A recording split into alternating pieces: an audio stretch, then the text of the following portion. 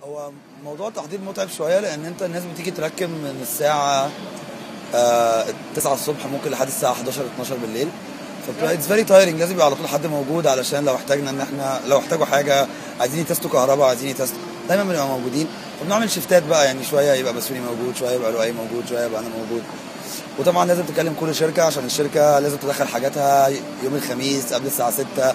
فالموضوع يعني اهسل شويه، بس الحمد لله يعني دايما بتمشي كويس. السنه دي شركات اكتر، شركات فارماسي بالذات السنه دي بقت اكتر. 13 شركه فارماسي which is very rare. كل سنه كانت بتبقى من 6 ل 5 شركات. في شركات كتيره قوي جديد، الشركات ازيد من كل السنين اللي فاتت، ومختلفه بتارجت كل البيجرز كل الفاكولتيز. جميل. الستودنتس بيقولوا ايه والالومناي اللي جم؟ الستودنتس فارق معاهم قوي السنه دي. الدنيا مختلفه، شركات حاطه انترنشيبس كتير قوي للجونيورز وفيكنسي كتير قوي للالومناي، فالناس مبسوطه قوي وفارق معاهم. جميل. حاسين ان هو مختلف. جميل. بيجي الفير مين؟ ناس ممكن يبقى عندهم شغل وعايزين يغيروه، عايزين يشوفوا opportunities ثانيه. بيجي ناس من دول؟ طبعا في ناس بتبقى محتاجه تغير الكارير بتاعها فبتيجي وبتقدم. بالذات كمان ان في جامعات الماني في ناس بتيجي برضو بتقدم لو حابين برضو يعملوا ماسترز، يعملوا تيسز، بيقدموا ثرو اوت الجيرمان يونيفرسيتيز اللي جايه من بره. بيشتكوا دايما ان في ميجرز معينه غير فارماسي زي ما وضحت. في ناس كانت بتشتكي ان في ميجرز زي ممكن ابلايد ارتس. لا، في السنه دي شركات نازله بالتارجت ابلايد ارتس، شركات جديده، بوينت اوف فيو تارجت. دي نازله برضه تارجت ابلايد ارتس، في كذا شركه بالتارجت ابلايد ارتس.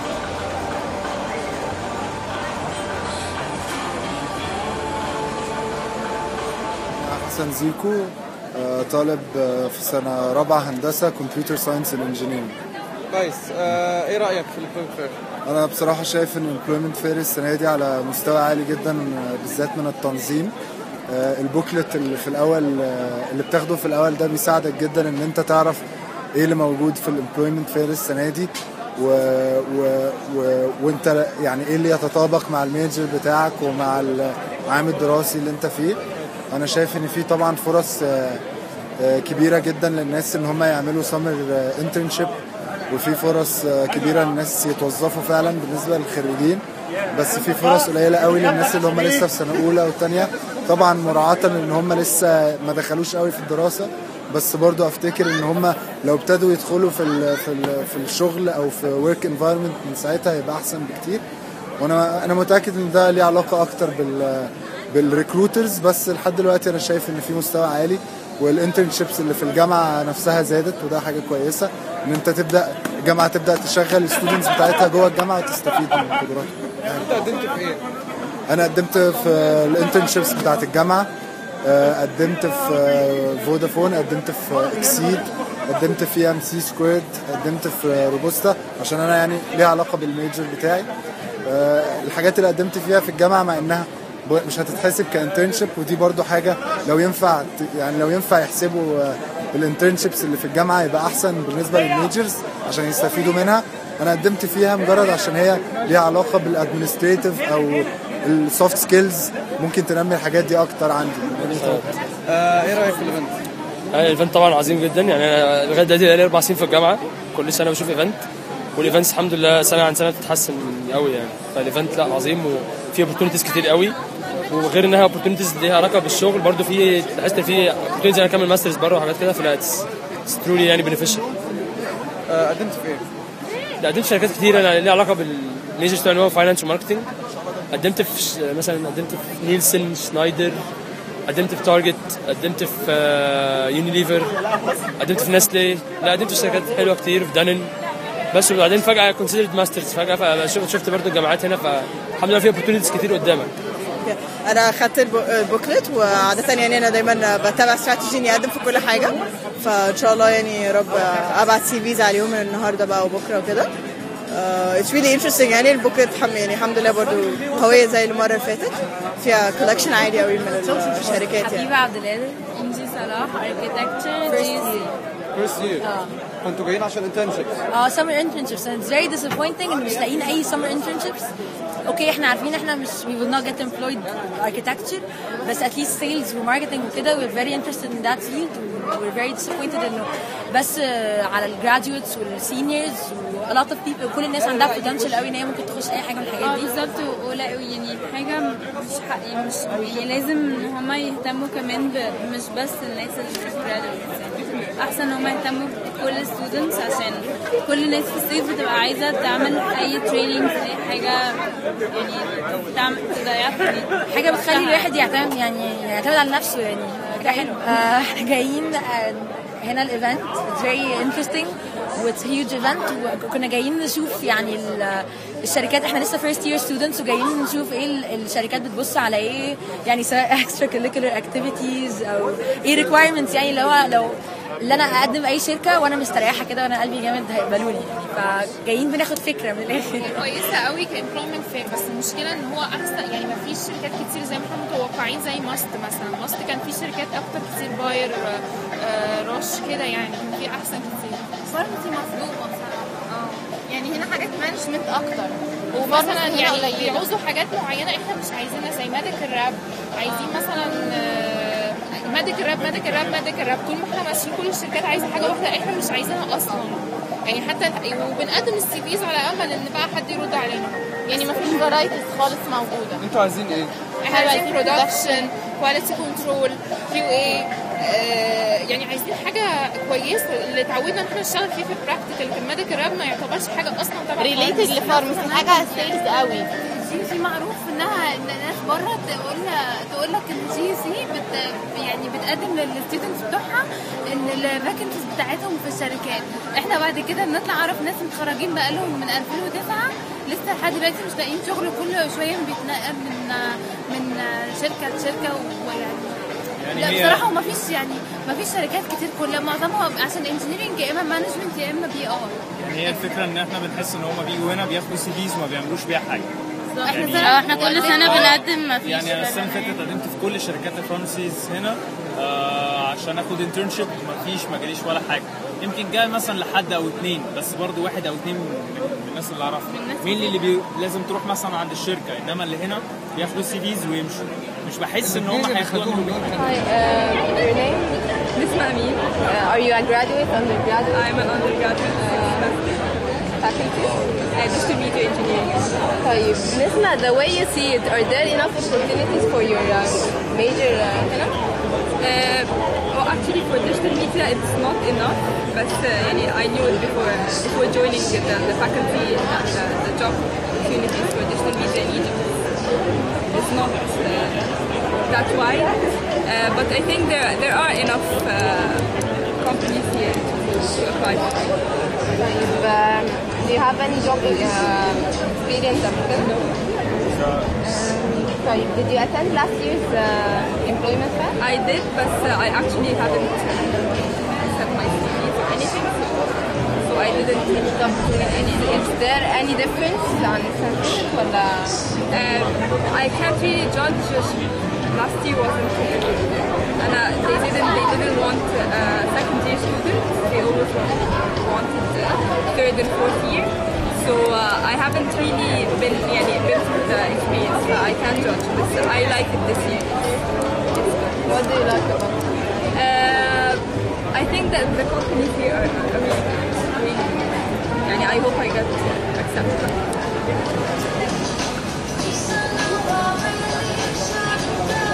عرفات 5 سنة ميكاترونكس. دي رابع مرة ليا ابقى اورجنايزر في الامبلويمنت فير. كنت موجود ايام ما كان شلتوت وندى اللبان موجودين ودلوقتي بقينا تيم من 5 بسيوني وحشاد ولؤي وادهم وانا. السنه دي انا مسؤول عن السبونسرز اريا في الاورجنايزنج كوميتي بتاعت الامبلويمنت فير.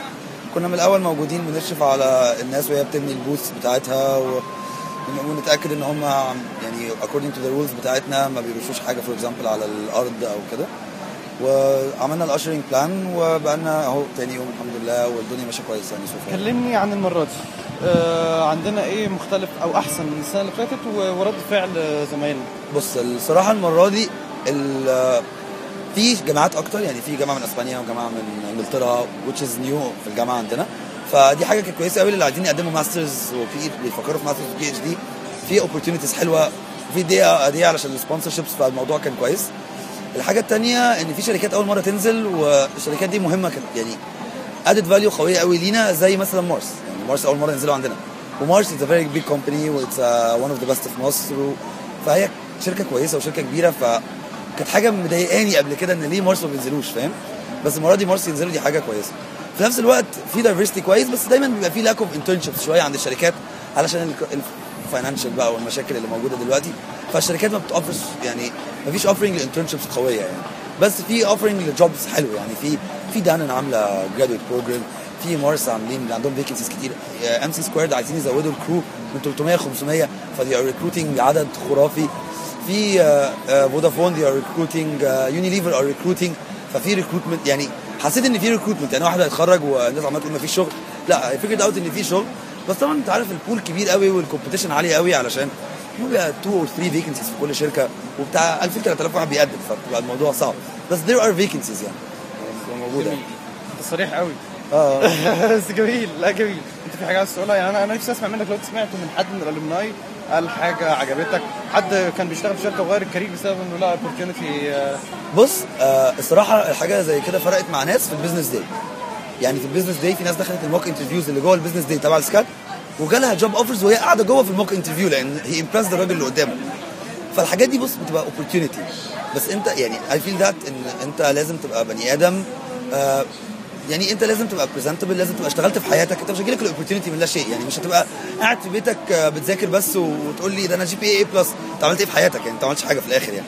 فهم دايما مين لي يعني از ان ادفايس لاي حد عايز يقدم على شغل، الشركات بتبص على 3 حاجات، والثلاثه لازم يكونوا موجودين. بتبص على اكاديميك، ما تكونش فاشل، وفي شركات بتطلب GPA معين زي مثلا شلمبرجات، بس مش ده الاغلبيه. الحاجتين المهمين قوي انترنشيبس واكسترا كريكولر اكتيفيتيز. يعني انت من غير ولا انترنشيبس ولا اكسترا كريكولر اكتيفيتيز وعبقري الاول على العالم مش هيعملوا بيك حاجه، يعني هو انت مش هتعرف تشتغل لوحدك. فده ميس كونسبشن عندنا عالي قوي في الجامعه، وفي ناس كتير قوي مش فاهمه الموضوع ده، ودي حاجه اي ثينك ان احنا الستودنتس ما بيننا وبين بعض لازم ثرو الاكسبيرينس، ولازم نشرحها لبعض. يعني ما ينفعش ان هو واحد يبقى يقول لك انا ما جاليش جوب اوبورتيونيتيز، انا ما عملتش، ده انا GPA A+. طب انت عملت ايه تاني غير الGPA؟ انا ما عملتش اي حاجه. طب وبعدين؟ فاهم قصدي؟ فدي بوينت يعني الصراحه محتاجه تتظبط شويه عند ناس كتير، لان هي بيبقوا مش فاهمين وهم مش حاسين بقيمه فاكر ده بيضيع وقته. انا لما اعمل اكتيفيتي اضيع وقتي؟ انا لما يا عم انت ايه اللي مخليك تعمل اورجنايزنج؟ ده تضييع وقت وملهاش لازمه. فاهم قصدي؟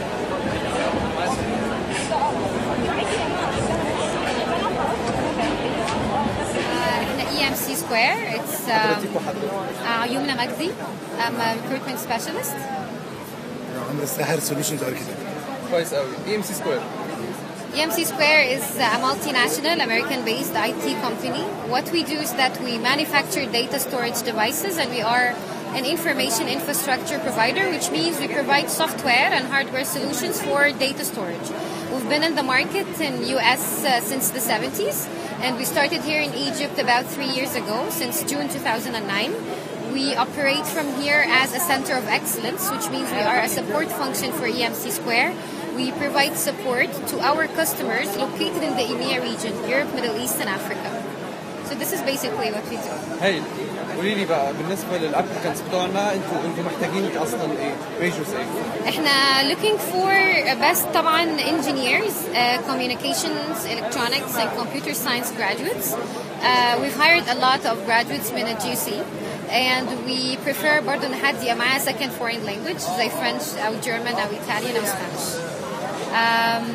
بس جايين لنا بopportunities ايه؟ يعني اليومين اللي عدوا اللي واحد النهارده منهم كنتوا عايزين ايه؟ سواء internships او job opportunities كنتوا عايزين ايه؟ internships احنا بنعين engineers دلوقتي، يعني كل الديبارتمنتس اللي محتاجه interns with an engineering background. And with an engineering background, and اللي احنا جايين النهارده بفيكنسيز في البري سيلز، في البروجكت مانجمنت، في التكنيكال سبورت، في الداتابيس مانجمنت او الانفنتوري مانجمنت والكاستمر سبورت. فعندنا combination of both technical and non-technical. هايل. لاحظتي ايه من اللي تقدموا لكم؟ في ملحوظه عامه نقدر نعممها على الناس كلها؟ في مسكونسبشنز معينه جايين بيها؟ في مشاكل كلهم عاوزين يكرروها؟ في مشاكل كلهم عايزين يكرروها. الناس مش مهتميه خالص بالبوكلت بتاع الفير، although it's full of and rich with information about كل الكومبانيز. فمثلا الفارماسيست بيروحوا لكل الكومبانيز they don't bother to open the booklet يشوفوا فين الفارماسيوتيكال كومبانيز مثلا او يفلتر اوت الكومبانيز. دي بس الحاجات الوحيده اللي قابلتنا يعني. غير كده الكواليتي بتاعت الناس اللي جات لكم كانجينيرز So far جالنا كتير جدا graduates من communication و business informatics و mechatronics. دول الماجوريتي اللي جم لنا. And we actually hire من الميجرز دي من الGUC. عندك أي حاجة عايزة تضيفيها؟ قولي أي حاجة فيك. لا nothing. احنا we're happy to join GUC Employment Fair. We love GUC graduates. They're very business oriented and they're very well educated and inshallah we hope we go for the best. نشوفكم كل سنة. إن شاء الله. What are you offering for students exactly? احنا we offering internships for the يعني undergrads development, web development, mobile applications development, also in design, interface design, students from applied arts or other students who have some experience in design. And we're also offering some vacancies in marketing, and we have our own products that we are intending to launch, so we need to have a marketing plan for it. We have some internships and we have full-time jobs for designers and developers. الأندرجرادويتس لازم يكونوا which semester مثلا؟ there are minimum؟ minimum يعني حد دي بعد second semester بس يعني they have the background إن هم يشتغلوا معانا. احنا we keep them familiar with what we do. We're willing to learn يعني احنا we give them some training. محمد محمود يوسف ريكروتر في نسل بقالي 6 أو 7 شهور.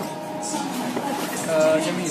كلمنا عن الاوبورتيونيتيز او الانترنشيبس اللي عرضها نسل. اول حاجه الفيكنسيز الموجوده دلوقتي عباره عن فيكنسيز انجينيرنج، فيكنسيز الفاينانس، في فيكنسيز نيوتريشن، فيكنسيز الماركتنج.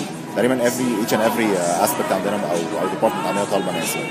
it depends بقى الفريش جرادز وفي ناس اكسبيرينس، ففي فرايتيز كبيره قوي. عشان كده احنا تقريبا عندنا اقبال كبير قوي ناس الجيوسينز ومن ناس يعني سواء خريجي او سواء لسه انترنز يعني. جميل. ايه اللي يحدد اتقدم لك النهارده 2000 3000 واحد تاخد منهم اكيد اقل من 50 واحد؟ ايه اللي يحدد ايه اللي انت تبص عليه على اختيار الناس المختلفه؟ ان جنرال هنا في ناسي لما باجي بقعد مع حد من اي حد من الهايرنج مانجرز بيقول لي انا عايز حد بوتنشال. كلمه بوتنشال دي اكتر كلمه بسمعها عندنا في ناسي، حتى لو هو اكسبيرينس او انترن او فريش جراد. كلمه بوتنشال دي هي دي اللي بدور عليها. بوتنشال ان ترمز اوف technical experience، حتى لو هو fresh grad لسه بيبقى عندهم technical background in terms of presentability, in terms of English, in terms of CV، ازاي كتب السي في بتاعه، في كذا حاجة.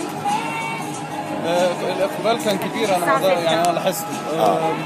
معظم الناس دي هتروح زعلانة ولا مبسوطة؟ هيروح معظمهم هيروحوا زعلانين لسبب لأن هم كتير قوي قوي قوي. إن احنا عندنا الفيكنسيز كتير وناس كتير قوي مقدمة، فاحنا برضو كريكروترز بنجيب عدد معين من الناس عشان الانترفيو. ما نقدرش نجيب كل الناس دي. 2 ريكروترز شغالين بوزيشنز محدوده، فناس كتير قوي مقدمه على البوزيشنز اقل من عددها، فللاسف ممكن في ناس تزعل، بس غير كده هنشوفكم السنه الجايه هنا ولا لا؟ اكيد.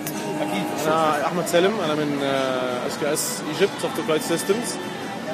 احنا الشركه بتاعتنا بتقدم Software Quality Assurance لمعظم الشركات الكبيره في اوروبا. usually بنهاير ناس German speakers مختلف المجالات عشان نغطي كل الفيلدز اللي احنا محتاجينها من فاينانس او بانكينج او انجينيرنج او ميكاترونكس او ماتيريالز whatever عشان ادابت على الكلاينتس اللي احنا محتاجينها. كويس.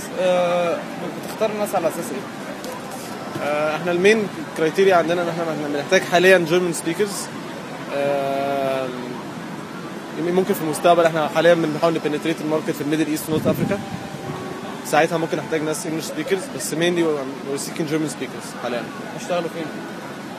في مصر اوف شور للكاستمرز في اوروبا، او بنسفرهم بيروحوا المانيا او النمسا وسويسرا يشتغلوا عند الكاستمر هناك.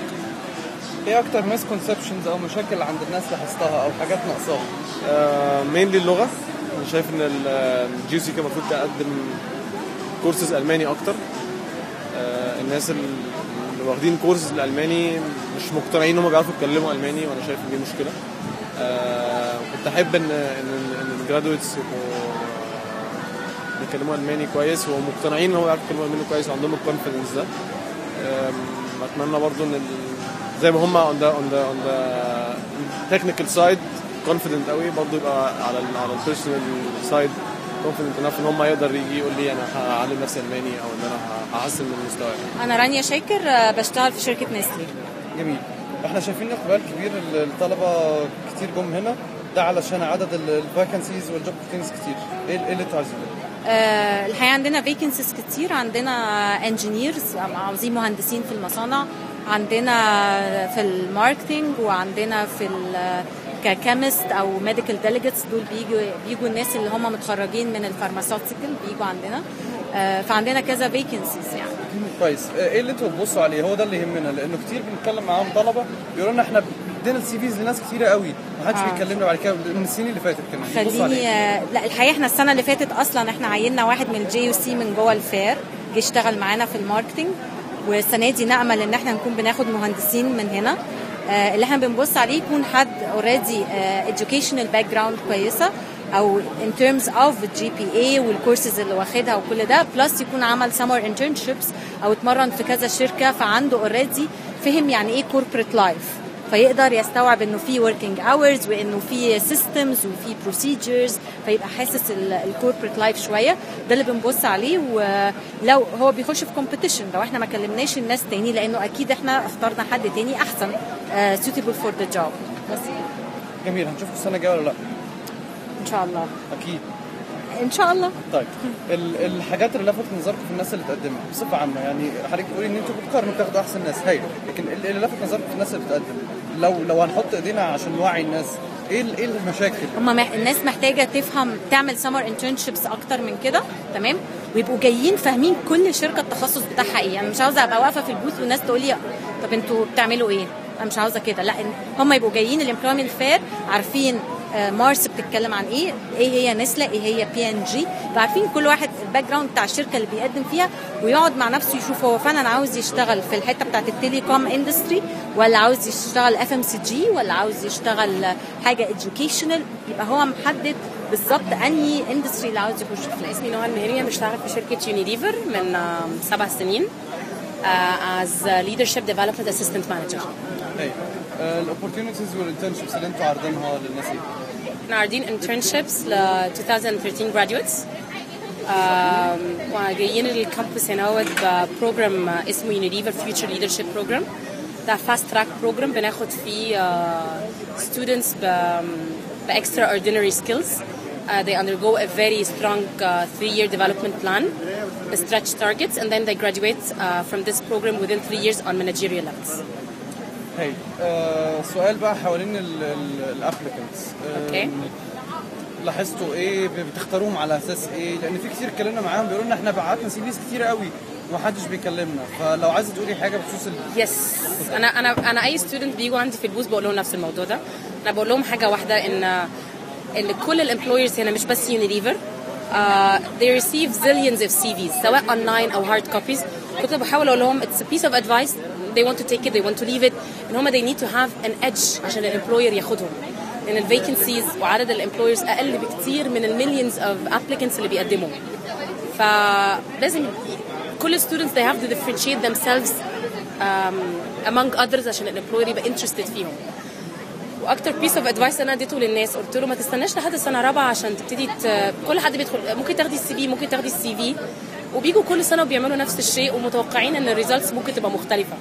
طب ليه انت تيجي كل سنه تحطي السي في بتاعك في كل البوث اللي موجود، وبعدين بتلاقي ان الامبلويرز مش دايما بيكلموك، او حتى لو كلموك بيعتذروا لك، بس ما حدش فعليا بيعين حد. بسبب بسيط جدا. ليه ستودنتس بيقولوا ان الامبلويرز مش بيرجعوا يكلموهم، او حتى لو رجعوا يكلموهم فرص التعيين بتبقى مش عاليه قوي، لان الامبلويرز بيكون عندهم عدد معين من الفيكنسيز while الديماند اعلى بكتير. فاي حد من الستودنتس كان بيجي البوث بقول له create an edge ليك، you have to differentiate yourself من الناس المختلفه عشان الامبلوير يبقى عنده انترست ليك. فكره ان انا ادي السي فيز حتى لو we moved من الايرا بتاعت الهارد كوبيز للاونلاين، برضو فكره قديمه، والبروبابيلتي بتاعت ان الامبلوير يبقى انترستد فيك قليله، لان هو براكتيكلي سبيكينج عنده عدد قليل من الاحتياج وعلى الديماند عالي قوي. انا عندي ازاي يبقى عنده ايدج؟ ازاي يبقى عنده ايدج؟ اول حاجه ان هو محتاج يكون عنده ريليشن شيب مع الامبلوير، يعمل نتوركس جوه مع الامبلوير، بيعملها عن طريق one of few things. يا إما يبقى من بدري عنده interest ويعمل summer internship، فبالتالي يبقى الامبلوير عارفه، يبقى في عنده كده proven track. لو أنا أشتغل حد معايا في HR مثلا summer internship, definitely next year if I have a vacancy and this person proved himself very good and is graduating next year, I would definitely go to this person rather than screening millions of other CVs. And this is fair by the way. إن أنا أفضل الناس who showed interest فيا قبل كده as an employer. It's their right عليا إن أنا I consider them, give them a priority.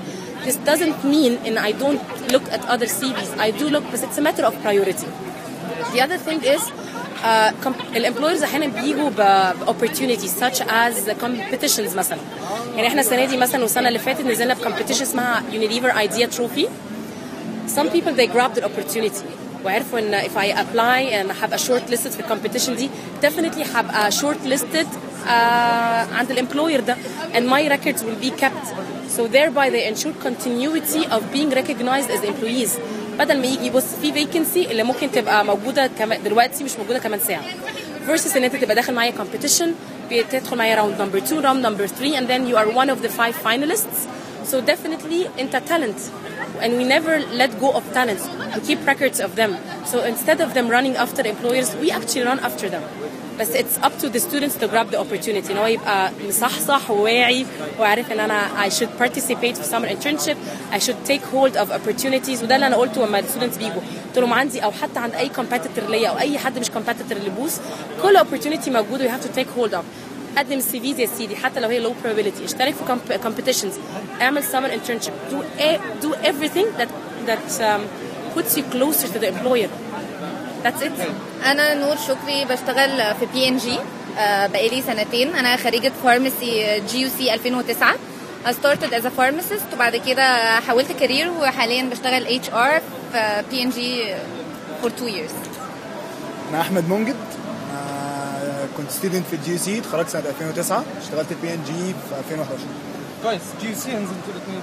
هاي طب محتاجين نتكلم على حاجتين. اولا قولوا لي انتوا عايزين ايه، جايين ايه الاوبورتيونيتيز اللي انتوا عارضينها internships وجوب اوبورتيونيتيز ومحتاجين فيها ايه بالظبط والناس شكلها ايه. طيب انا هتكلم عن الحته دي تحديدا لان انا HR فاحنا مش عايزين ناس ليها شكل معين غير ان الناس دي تبقى فيت مع success drivers بتاعتنا. احنا we do not mind ان الناس اي major we do not mind ان ما يبقاش عندهم experience بس اهم حاجه ان الناس دي تفت مع حاجه اسمها السكسس درايفرز بتاعتنا. we have 9 success drivers انا مش هتكلم عليهم يعني بس I'll tell you ان المين بوينتس عندنا حاجه اسمها power of minds, power of people and power of agility. الحاجات دي موجوده على الويب سايت. الناس بتذاكرها قبل ما بتيجي الانترفيوز وبتذاكرها قبل ما تعمل الاونلاين اسسمنت عشان تقدر تعرف هي where do they stand and يابلايوا والبروسيس تمشي.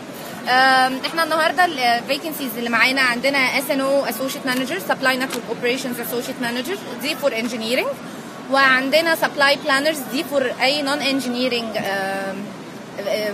major وعندنا Finance vacancy على الويب سايت وعندنا HR وعندنا CBD كل الحاجات دي موجوده على الويب سايت لان احنا we do not take CVs for the sake of ان الناس كلها تقدم على الويب سايت ونبقى فير يعني لكل حد. انا ايه اللي يخليني اخد السي في بتاع اكس من السي في بتاع واي غير ان الناس كلها تقدم على الويب سايت تعدي through the process بتاعتنا and then the interviews evaluate the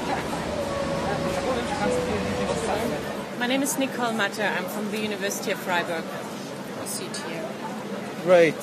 What are you offering for the GC students?